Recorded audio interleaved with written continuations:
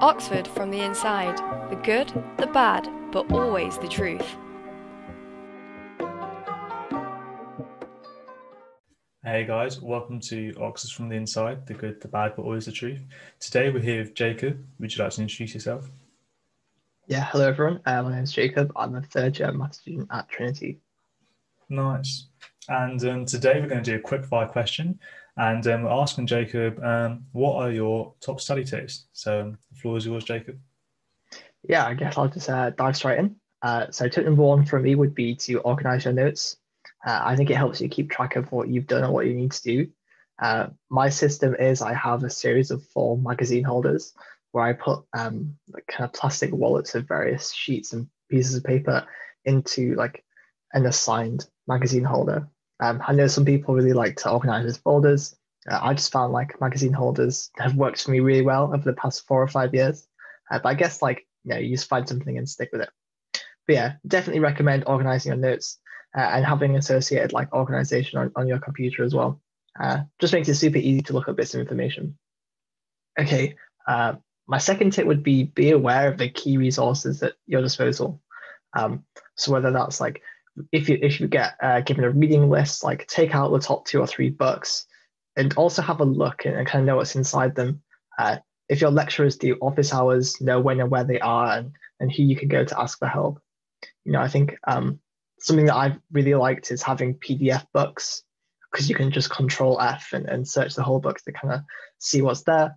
But I've just like having quick access to information and just kind of knowing where like my primary kind of reference sources are saves a lot of time when I'm kind of stuck on a problem or trying to look up something. Okay, I guess my third tip would be to have a routine. I think especially when studying remotely, having a routine is key just to keep kind of progress going. So my routine is I tend to wake up about 9:30, and I'll watch 2 lectures on the morning, and then we'll do whatever work, etc. in the afternoon. But I think always, yeah, I don't think it's said enough, but like breaks are important, and you can't work, for 4 hours in a solid go. Maybe just take 10 minutes, go for a walk around the block, and you'll be fresher and like more prepared for like another 2 hour stint. I personally found that 2 hour stints work like the best for me. But I know people do like the Pomodoro technique, which is like every 20 minutes. But as long as you just can have some routine, usually like some start time or like some cut-off time, like, if you've got a deadline, it's probably not super healthy to be working late into the evening. But yeah, as long as you stick with a routine, my top tip would be to stick to a routine. I guess then my next tip would be about revision strategy when it comes to exams.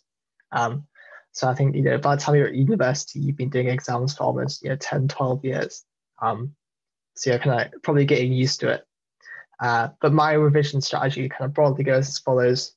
So you have like your references, like your lecture notes and your books, probably about, couple hundred pages long. I then write up some revision notes, which I aim to be less than 20 pages. So kind of like between like a kind of a 1 to 5 kind of compression ratio, or something like that. That just kind of summarizes the kind of whole course while still keeping like a sufficient amount of detail in. And then once I've made those revision sheets, I'll do like a series of past papers just to kind of test myself out, see where I'm at. Maybe I'll update my revision sheets, etc.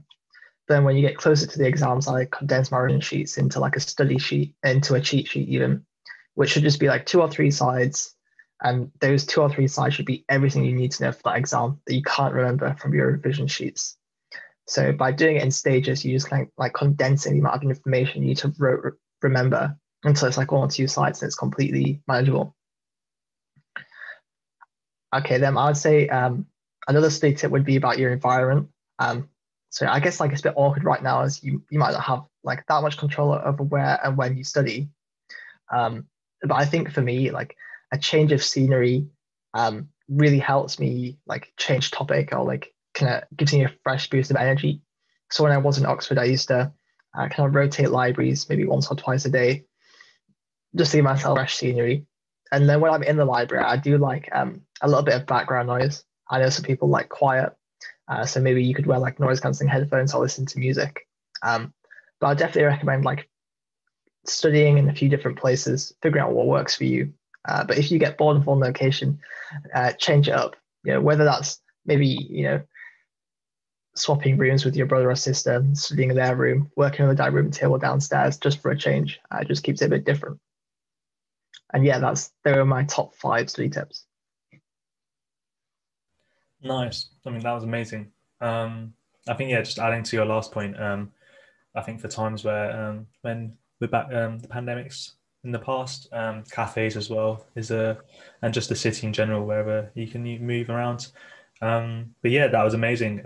Very condensed, very useful. I definitely will think about a magazine holder, as this side of my room is in need of that. But thanks, Jacob, for joining us. And yeah, thank you for the advice. And thanks for the viewers for listening in.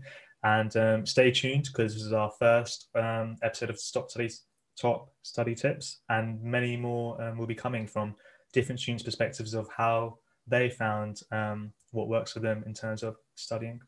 And we'll see you guys next time.